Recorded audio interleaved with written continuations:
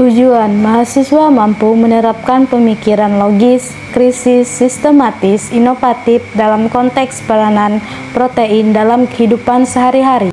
Protein merupakan makromolekul yang terbentuk dari asam amino yang tersusun dari atom nitrogen, karbon, dan oksigen, dan beberapa jenis asam amino yang mengandung sulfur yang dihubungkan oleh ikatan peptida. Adapun struktur dari protein, yang pertama struktur primer, merupakan ikatan-ikatan peptida dari asam amino pembentuk protein tersebut.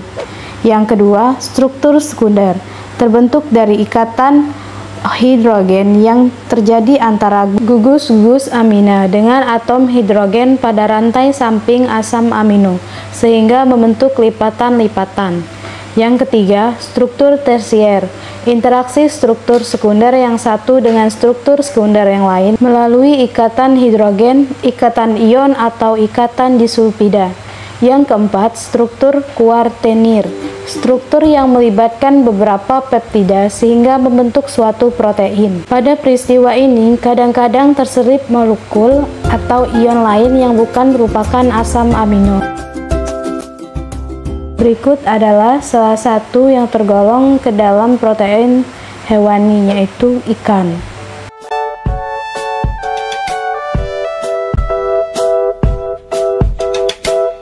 Secara umum, komposisi protein hewani pada ikan sebenarnya tidak terlalu berbeda kandungannya dengan protein hewani lainnya.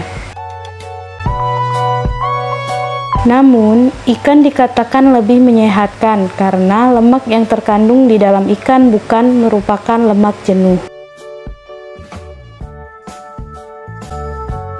Selanjutnya, pembahasan. Dijelaskan di video bahwa secara umum komposisi protein hewani pada ikan sebenarnya tidak terlalu berbeda kandungannya dengan protein hewani lainnya. Namun, ikan dikatakan lebih menyehatkan karena lemak yang terkandung di dalam ikan bukan merupakan lemak jenuh.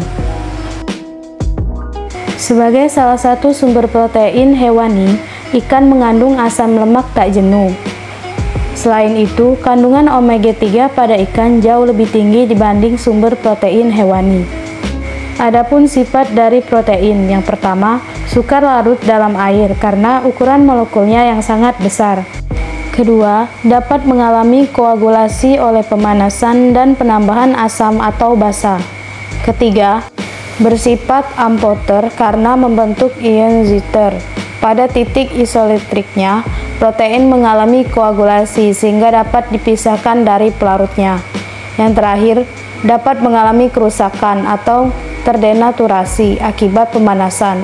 Pada denaturasi, protein mengalami kerusakan mulai dari struktur tersier sampai struktur primernya. Selanjutnya, fungsi protein. Yang pertama, sebagai enzim. Enzim merupakan biokatalis bagian utama molekul enzim yang disebut apoenzim merupakan molekul protein. Yang kedua, alat angkut. Hemoglobin merupakan protein yang berperan mengangkut oksigen dalam eritrosit, sedangkan mioglobin berperan dalam pengangkutan ion besi di dalam plasma darah yang selanjutnya dibawa ke dalam hati. Yang ketiga, pengatur gerak. Gerak otot disebabkan oleh dua molekul protein yang sangat bergeseran. Yang keempat, penyusun jaringan. Berfungsi sebagai pelindung jaringan di bawahnya, misalnya keratin pada kulit dan lipoprotein yang menyusun membran sel. Yang kelima, protein cadangan. Merupakan protein yang berfungsi sebagai cadangan makanan, misalnya kecamba dan opalbumin.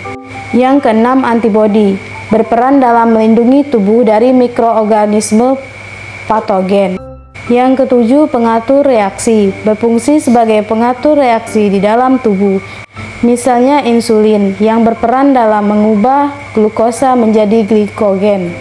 Yang kedelapan, pengendalian pertumbuhan, bekerja sebagai penerima atau reseptor yang dapat mempengaruhi fungsi bagian-bagian DNA. Selanjutnya yaitu kesimpulan. Protein merupakan makromolekul yang terbentuk dari asam amino yang tersusun dari atom nitrogen, karbon, dan oksigen, dan beberapa jenis asam amino yang mengandung sulfur yang dihubungkan oleh ikatan peptida. Yang kedua, macam-macam struktur protein, struktur primer, struktur sekunder, struktur tersier, dan struktur kuartenir. Yang ketiga, jenis-jenis protein diantaranya protein enzim, protein struktural, protein hormon, protein antibodi, protein transport, protein pengikat, dan protein penggerak. Yang terakhir, ikan dikatakan lebih menyehatkan karena lemak yang terkandung di dalam ikan bukan merupakan lemak jenuh.